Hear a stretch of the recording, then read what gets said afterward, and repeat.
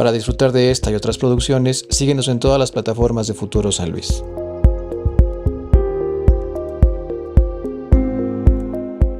Hola y bienvenidos a un episodio más de tu podcast obviamente favorito. Yo soy Titán Santander y el día de hoy estamos listos para esta conversación con nada más y nada menos que José. ¿Cómo estás, José? Hola, ¿qué tal? Muchísimas gracias por invitarme a Futuro San Luis y sobre todo estar aquí también con ustedes compartiendo el conocimiento, tecnología. Vamos a hablar muchos temas interesantes y pues sobre todo realmente muchísimas gracias. No, hombre, a ustedes por estar acá. A ver, José, platícanos a qué te dedicas.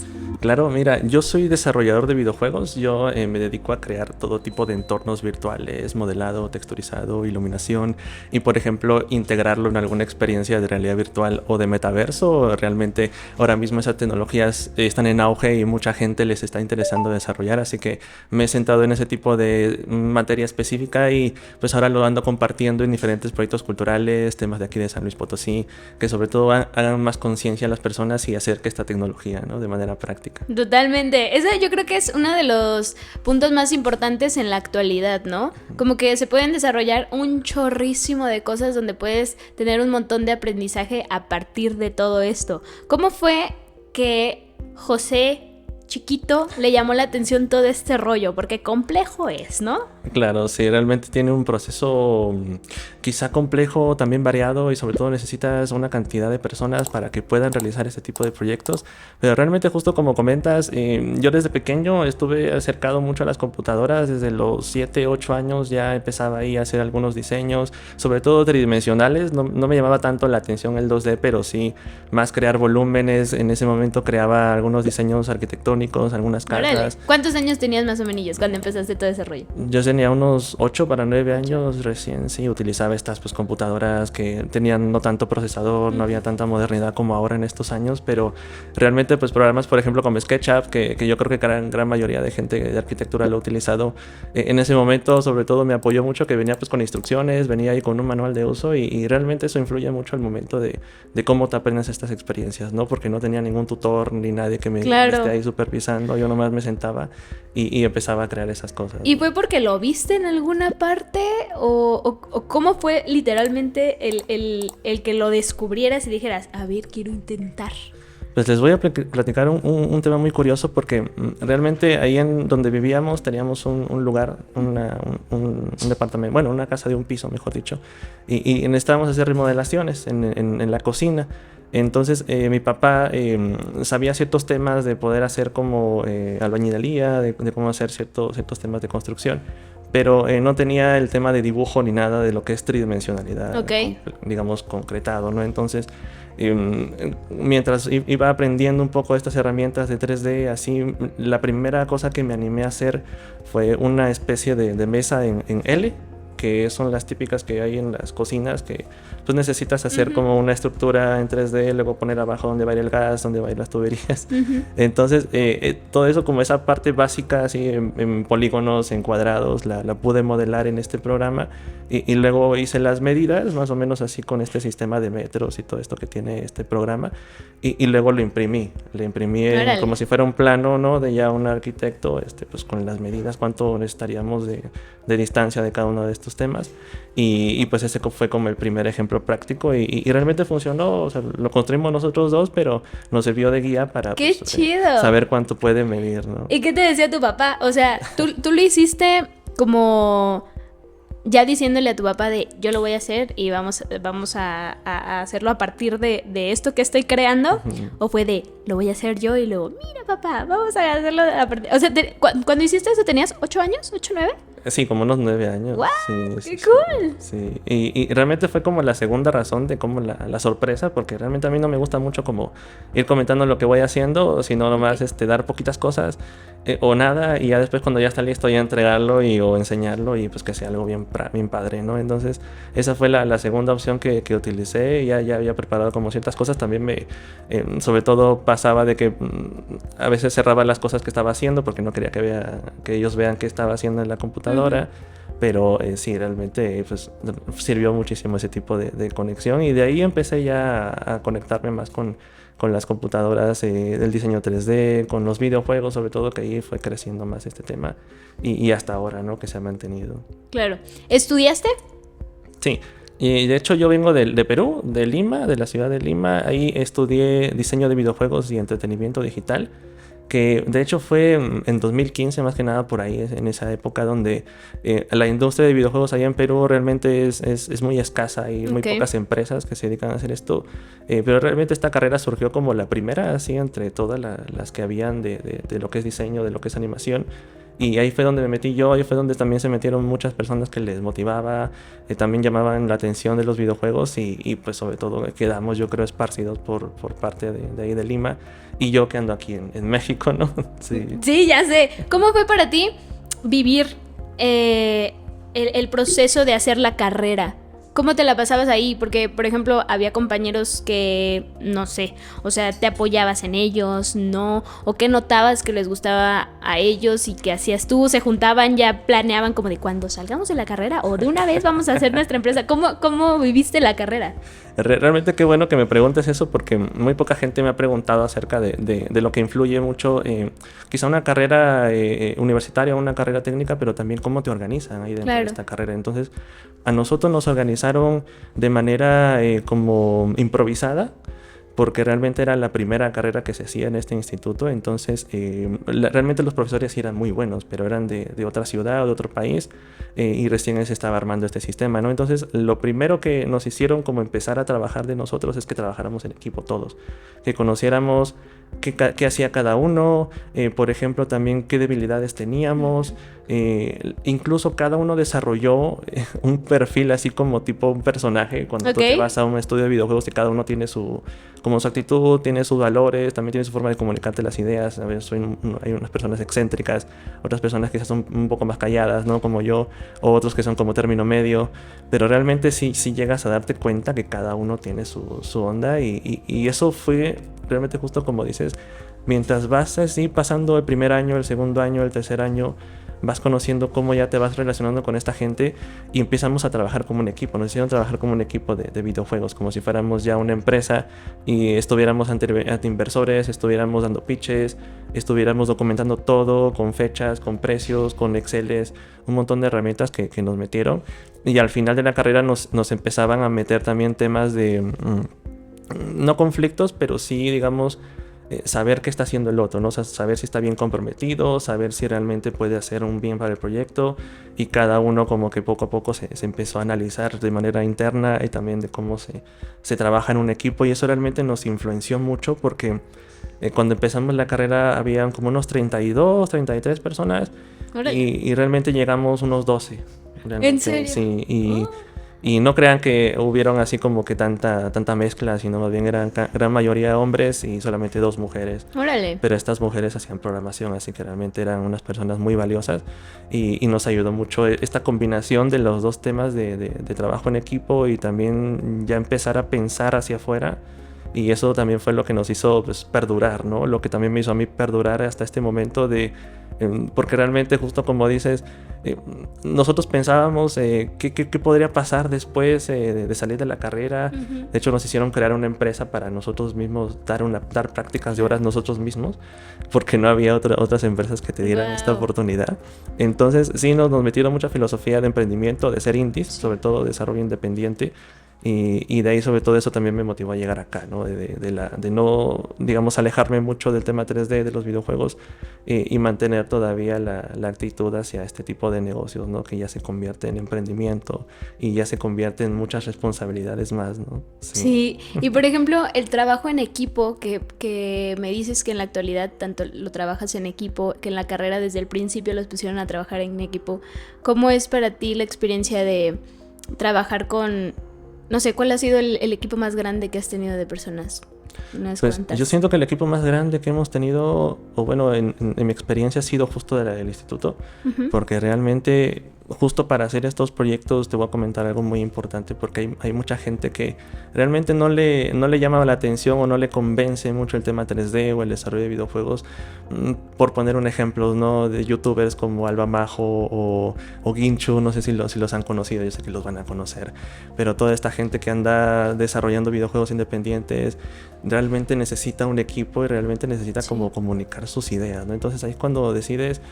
Por ejemplo, yo no era el diseñador de videojuegos, en mi carrera no me encargaba de hacer los videojuegos, sino me encargaba de hacer toda la parte artística, todo lo que son los objetos, por ejemplo, los props, las mesas, las sillas, el escenario, las montañas, el terreno, y otra persona se encargaba de hacer, por ejemplo, los niveles, otra persona se encargaba de hacer el sonido, otra persona el audio, del guión, por ejemplo, en las cinemáticas, porque realmente nos habíamos puesto ese reto, estábamos bien locos, pero sí nos hicimos ese reto de hacer un juego RPG 3D, con sus mecánicas, con su complejidad, con sus animaciones, y hasta el final seguimos con esa idea, y los profesores nos dijeron, oye, realmente piénsenselo bien, porque pues son los primeros que están aventándose a esto y no hay experiencia, ¿no? Entonces, realmente sí ocupas un equipo mínimo de unas 6 personas. Realmente aquí en el equipo de Marco Virtual somos 2 y andamos conociendo más personas que sean sobre todo especialistas en su rama, en su temática, y aprovechar este conocimiento que ya tenemos de trabajo en equipo para, por así decirlo, convertirnos en el mediador de cada uno de nosotros, ¿no? Claro. Eso fue lo que ahora estamos poco a poco desarrollando, y que pues nos sigue dando confianza realmente, porque conocemos gente muy buena de aquí de San Luis, gente que le interesa, que no te echa problemas, sino te echa oportunidades, y está muy padre, qué bueno tener eso. Claro, que a mí se me hace muy interesante esto que me dices de que en el equipo como que tienen casi como si cada quien fuera un personaje, ¿no? Exactamente. Y yo creo que eso facilita un montón la comunicación, porque ya sabes por dónde puedes llegarle para decirle qué, ¿no? Sí, exacto. O si algo no está funcionando y necesitan arreglarlo. Entonces, para ti, ¿cómo es la experiencia de un trabajo en equipo? ¿Has tenido como ciertas complicaciones de algo que de plano no funcione? Y tanto también como el otro lado, que es tener un equipo exitoso y que digas, ese es un buen equipo. Yo creo que me ha tocado más vivir la parte del equipo que como que revoluciona mucho, es muy acelerado, y realmente los recursos que teníamos en ese momento o el tiempo era muy poco. Okay. Entonces, por ejemplo, no en ese tiempo eran 3 años y en 3 años ya salías titulado y ya tenías que empezar a trabajar. Aquí en este emprendimiento llevamos 3 años y medio y realmente vuelves a lo mismo, porque estás ya con un proyecto, ya estás muy muy claro, pero lo que ahora falta es volver a conseguir el equipo y encontrar gente capacitada, ¿no? Entonces, lo que se ha convertido ahora del trabajo en equipo es, en mi parte, ha sido de poder ser el intermediario, por ejemplo, de que comunica el programador con el artista, o del artista al diseñador, o por ejemplo del diseñador al que hace las finanzas, como que conocer cada uno de lo que hace, porque realmente ahí es donde ya tú eres como, de hecho hay una carrera que se hace en videojuegos, que realmente de las muchas ramas que hay, pero hay una parte en la que hay ciertas personas que se dedican solamente a ser los mediadores o los comunicadores para resolver problemas o resolver temas así, conflictos internos o discrepancias de ideas. Claro. Se dedican a solucionar esto, ¿no? Entonces yo creo que voy por esa rama de como que de ser un mediador y ser como tener una idea sobre todo sustentada en algo que se pueda hacer, o ser un punto medio y ya llegar a una solución, ¿no? Entonces eso es lo que ahora me ha tocado ser, como ya aparte de ser director general, aparte de ser artista, aparte de ser vendedor, aparte de dar pitches, aparte de dar muchas cosas, para un equipo yo creo que aportaría esa funcionalidad, ¿no? De poder ya unirlos a todos, hacer que se queden de acuerdo, que se entiendan y continuar, ¿no? Porque realmente el talento que hay es muy grande y muy poca gente realmente nos ha tocado que no quiera trabajar o no, como que no le motive, pero la gran mayoría sí. Sí, como que hay que encontrar un equipo donde todos estén en el mismo chip, ¿no? Exactamente. Que sepan lo que cuesta, lo que el ponerle las ganas para pues llegar al objetivo, ¿no? Porque si no, pues ¿a dónde van a llegar, no? Sí. ¿Cómo fue que llegas a México? ¿Por qué México? Realmente México ha sido ¿cómo se puede decir? Como un punto así intermitente en mi vida, porque anteriormente, antes de venir aquí, sí había conocido como ciertos personajes de YouTube de México, sobre todo también ciertos canales que se dedicaban a hacer armados de equipos de cómputo, por ejemplo, de equipos gamer, sobre todo de este tipo de temas que a mí me llamaban mucho la atención. Y pues acá había una industria un poco más grande, había también mucho tema de poder dar publicidad. Y ahí fue cuando empecé a conocer a México, y después sobre todo en base a tener un canal de YouTube donde ahí compartía, y todavía sigo compartiendo mi conocimiento del 3D, de los videojuegos. Ahí empezaba a hacer tutoriales, y sobre todo una persona de las muchas que me empezaron a ver se animó sobre todo a poder contactarme y a comunicarme toda la idea que ella tenía, digamos. Qué Esta chido. persona que es también la cofundadora de Marco Virtual, que es Marcela, es una fotógrafa realmente impresionante, tiene un trabajo muy muy bueno. Y además, sobre todo, la parte que yo también buscaba de un colaborador, de una persona, de alguien que pueda conectar realmente bien, es que sea un responsable, sea también mantenga valores de poder continuar a pesar de las dificultades, de tener ciertos conocimientos de organización. Y realmente eso me gustó mucho de alguien que pues ya haya creado un prototipo de su espacio virtual, que en ese caso ya quería, luego que siguiera los cursos que yo le daba, las tutorías, de ahí después que me ofreció la oportunidad de venir aquí a México, realmente sin saber mucho el tema de trabajo, sin saber cómo nos podríamos organizar. Pero lo que más primó, yo creo que fue la aventura, la experimentación, porque yo también quería experimentar vivir solo, vivir ya con algún proyecto conmigo, y sobre todo la oportunidad de también convivir, ¿no? Que eso es realmente algo muy padre, convivir en otra cultura, convivir en otros ambientes. Y sí, o sea, realmente me costó un poco al principio asimilar todo este tema de lo que tú quieres hacer, pero realmente me sentía muy bien porque era una decisión que yo podía tomar, ¿no? Entonces tenía el control en ese momento, me vine aquí a México, realmente fue una experiencia muy, muy, muy loca, y también sobre todo impresionante de poder conocer varios lugares de aquí de México, de San Luis Potosí, de las ciudades increíbles de aquí, toda la cultura, la comida. Y realmente me conecté mucho con la ciudad de donde vengo, ¿no? Con mi país también. Claro. Y la forma en la que también me he podido comunicar, y hasta el punto en el que se me ha quedado la forma de hablar de alguien mexicano, pues prueba mucho de que realmente me ha gustado estar aquí en México. Realmente es una ciudad, es un país que te abriga mucho, te motiva, y la gente también, ¿no? Qué bueno poder conocer más personas así. Y eso fue lo que me trajo acá a México, sobre todo las ganas de continuar con lo que yo puedo realizar aquí.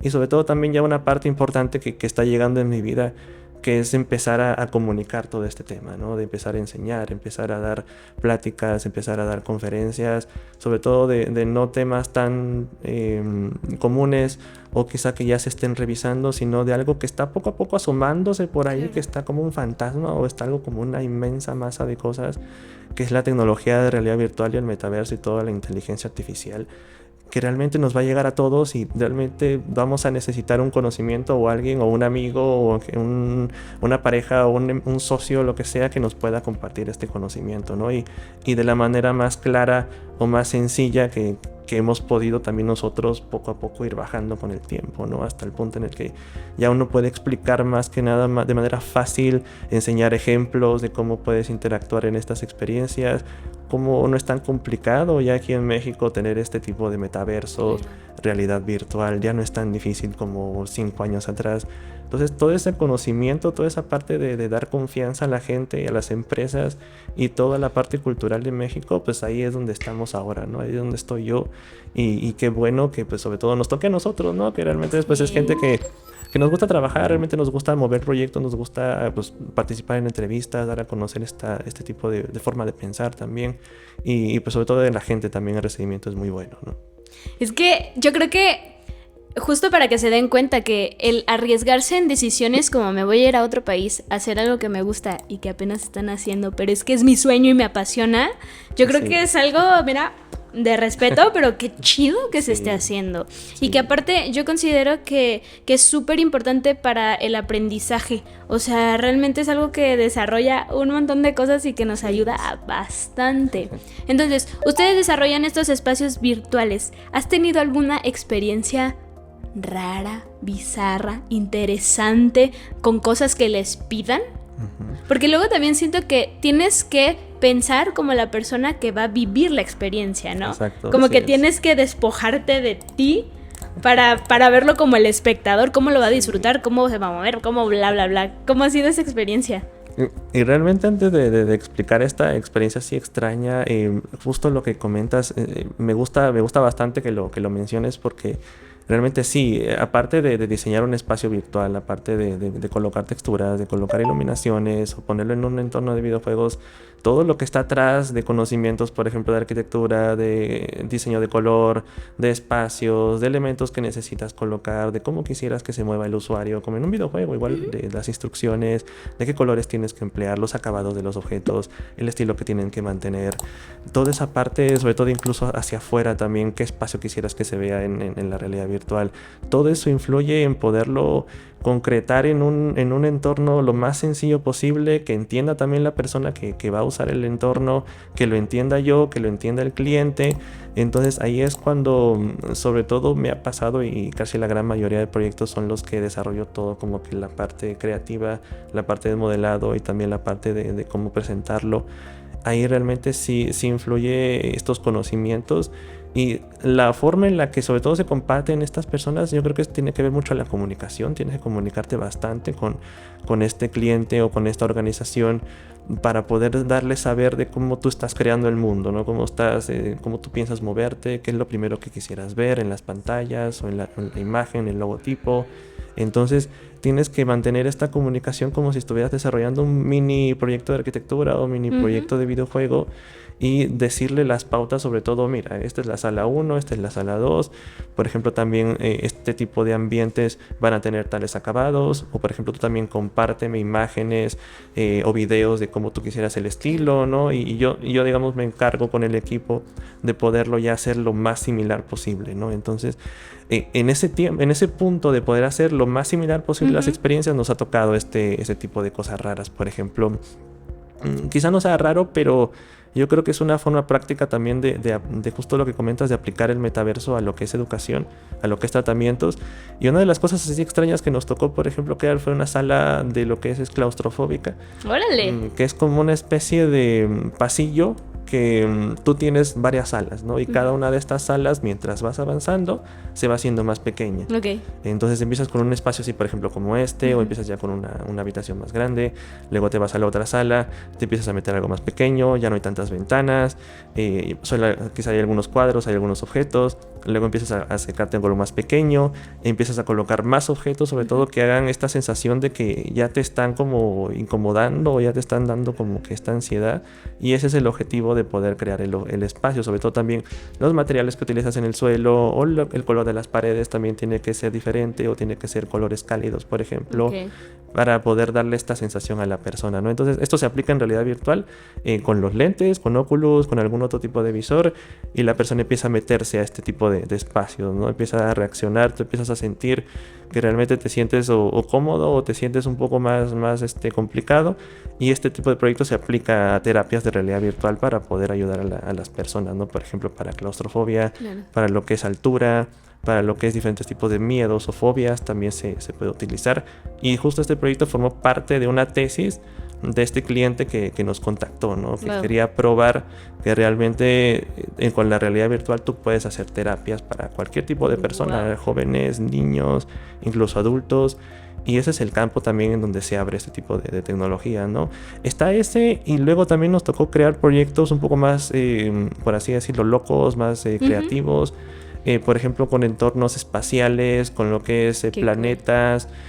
Utilizábamos varios ejemplos de videojuegos o de entornos de videojuegos para inspirarnos. Realmente eso también es una parte muy importante para quienes se animen también a crear videojuegos, o se animen a crear entornos. Sigan jugando realmente, porque eso es necesario. Necesitas alimentar tu creatividad, tu conocimiento con referencias, con imágenes, y también lo que realmente puede funcionar en una actividad interactiva, ¿no? Entonces, muchas cosas han influenciado para crear así entornos, por ejemplo, donde integremos desierto, donde integremos también peyotes, por ejemplo, el escaneo de peyotes en 3D, o integrar ciertos elementos de México como venados azules, como partes de ruinas, pero ya aplicando material de aquí, de lo que es el tema cultural, ¿no? Y eso es otra rama por donde toda esta parte de dar material original, dar calidad, ahí es donde nosotros nos hemos destacado, ¿no? Y todavía continúa este tipo de desarrollos, de proponer material mexicano, proponer parte histórica de México para que no solo se conozca en el metaverso, sino se aplique para diferentes tipos de proyectos, ¿no? Entonces esa parte está muy, muy interesante. Qué chido, neta, qué chido, está súper interesante todo el asunto. Son como 1001 cosas. Exactamente. Ahora, sí. ¿qué riesgos, pero al mismo tiempo, qué cosas positivas crees que trae la realidad virtual en la actualidad? Pues sobre todo yo creo que empezando así por los riesgos, porque ya sabiendo cómo es la gente, ¿no? También como sabiendo cómo es cada uno lo que llega a pensar. Pues sí, realmente lo que yo siento que tiene que ver más en poder regular quizás las experiencias que se estén haciendo, o poder sobre todo tener ya más conciencia de realmente lo que tú puedes hacer en un proyecto de realidad virtual, ¿no? Porque realmente como puedes hacer cualquier cosa, Claro. puedes hacer cualquier experiencia, hay que segmentarlo sobre todo a temas que sean de valor para nosotros, ¿no? Como sociedad, como educación, sobre todo potenciar estas herramientas para que la gente, pues sobre todo conozca aquí San Luis, que realmente personas de aquí que no conocen tanto el centro, o personas de otro país que también quisieran conocer acá también, mucho tema de monumentos, tema de cultura, y esto también puede aplicarse a películas, se sigue haciendo más material de San Luis o de México. Entonces esa parte de poder facilitar todo este camino es donde nosotros también nos encontramos, y es donde yo creo que se debe también pensar más en ese tipo de temas de la realidad virtual, ¿no? Hacer más consciente, más que nada, cómo tú compartes tu idea, porque el tema de desarrollo realmente es más práctico. Aquí hay muchísimo talento, hay mucha gente muy buena en el modelado, en el texturizado, en la iluminación, en el sonido. Hemos conocido gente que hace pinturas, que hace ilustraciones, que hace música, bandas de aquí de San Luis que realmente son muy buenas, artistas también 3D que se han dedicado a replicar la cultura de aquí. Entonces no hace falta gente que trabaje, sino más bien hace falta que realmente se arme de una manera práctica la forma en que todo este tema se combine, y pues obviamente acercarlo a las personas, ¿no? Que Totalmente. es donde es la idea, ¿no? Que no sea tan de un nicho específico o de tantas personas específicas que solamente ellos van a acceder, sino cualquiera de nosotros, ¿no? Con su celular o con una computadora, que ya prácticamente casi todos tenemos estos dispositivos, podría empezar a acercarse a estas experiencias, ¿no? Entonces yo creo que es el riesgo de empezar a tomar conciencia de lo que uno puede hacer también.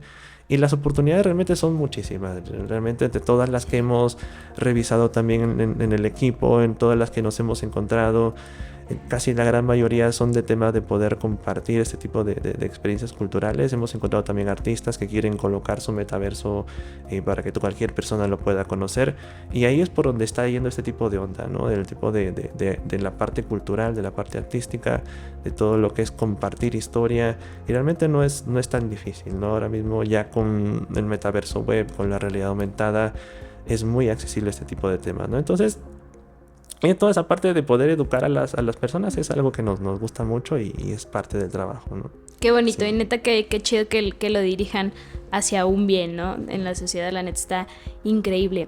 ¿Qué le dirías a una persona que quiere dedicarse a esto, pero todavía está en... No tengo miedo? Ay, pues realmente yo siento que debe tener confianza en su talento, porque realmente cuando llegas al punto de empezar a interesarte en este tipo de tecnologías, y tienes talento realmente, y pruebas que puedes hacer algún proyecto o alguna cosa pequeña, realmente eso debe animarte más para todos, sobre todo los que son artistas 3D que empiezan con algunos objetos pequeños. Yo también empecé con objetos pequeños, no empecé creando escenarios. Más bien fue un reto para mí crear entornos virtuales más grandes, porque realmente ocupas más personas. Pero respecto a lo que es el tiempo y sobre todo los presupuestos que también tienes que asimilar, esa es la parte en la que también tienes que ya empezar a adaptar tu trabajo. Entonces hay realmente esa parte en la que uno se necesita poder adaptar a todo este tipo de situaciones, y las propuestas que se están haciendo ahora de tecnología. Yo siento que no deberían de verdad bajar los ánimos algún desarrollador 3D o 2D de videojuegos o de experiencias en realidad aumentada o el metaverso, porque sobre todo, muy aparte de la inteligencia artificial, que también es un competidor, y yo creo que es un aliado más que nada a este momento, sobre todo podernos centrar en algo especial que aporte valor a nuestros proyectos, ¿no? Porque hay mucha industria también de lo que es entretenimiento, videojuegos de todo tipo, ya hemos jugado de todo, ya existe de todo, pero realmente lo que nos falta es poder idear proyectos ya más claros o juntar el talento que cada una de las personas tiene para ya crear proyectos un poco más originales y sobre todo mexicanos, ¿no?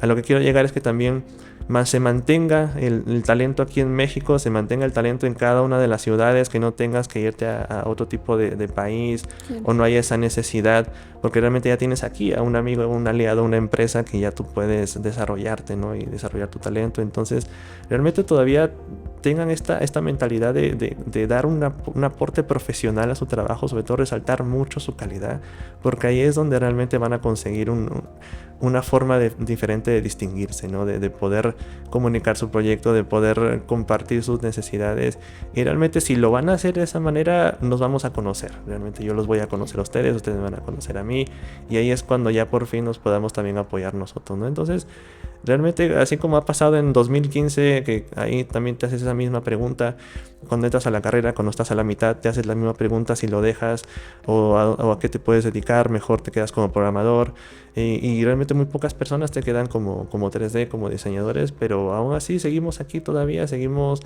aportando mucha calidad en nuestro trabajo, no nos desanimamos, y realmente yo les comparto que hagan eso para que también nos puedan encontrar a nosotros, ¿no? Sí. Qué bonito. ¿Qué se viene para Marco Virtual y cómo los podemos encontrar? Para contactarlos, platicar con ustedes y ver su trabajo. Claro, realmente Marco Virtual está en todas las redes sociales, en cualquier lado. Nos puedes encontrar en TikTok, en Instagram, en YouTube, Marco Virtual MX, en Facebook también. Ahí sobre todo estamos compartiendo tutoriales, estamos compartiendo noticias, estamos también compartiendo entrevistas, sobre todo también todo este material que les aporte para desarrolladores, para gente que quiera conocer San Luis.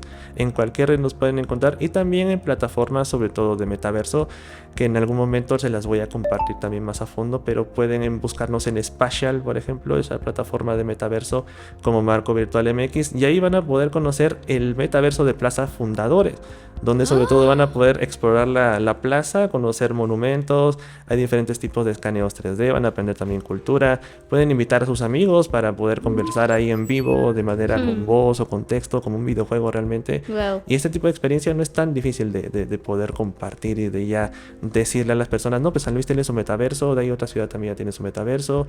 Esa es la idea de poder compartirlo en Marco Virtual. Yo creo que ese es el objetivo de este año, poder seguir concientizando a la gente de que ya no es imposible que San Luis, sobre todo, o México tenga un metaverso, que sobre todo puedan también apoyar el proyecto compartiéndolo, uniéndose a las charlas, o sobre todo generar más material de ese tipo de experiencia, y de ahí sobre todo quizá pasarlo a otra ciudad, a cualquier otro tipo de persona o también empresa o organización que le interese emplear la realidad virtual o el metaverso, el escaneo 3D, también se puede realizar, digamos, realmente dar beneficio de este tipo de tecnología, ¿no? Entonces ese es el objetivo de Marco Virtual, seguir compartiendo estas experiencias, que la gente las conozca, que se informe, que no sea tan difícil, y seguir mostrando la cultura de México, que realmente es algo que también me ha impactado muchísimo, me ha sorprendido, y que realmente se necesita mostrar, ¿no? Se necesita mostrar muchísimo. No manches, neta, muchísimas gracias, José, claro sí. Neta, por impulsar todo este rollo, sí, por también aportar a la sociedad, está increíble, de verdad, síganlos en sus redes sociales, vean su trabajo. Ahorita ya, ¿qué estás esperando? O sea, de que le puedes poner pausa a esto, vas, lo sigues y regresas. Claro. Muchísimas gracias por haber estado con nosotros, de verdad te lo agradezco bastante. Síganos en nuestras redes sociales como Futuro San Luis, yo soy Titán Santander. Hace poquito lancé mi primer sencillo que se llama Yo Serpiente, para que vayas a escucharlo. Nos vemos en el próximo capítulo, muchas gracias. Muchísimas gracias.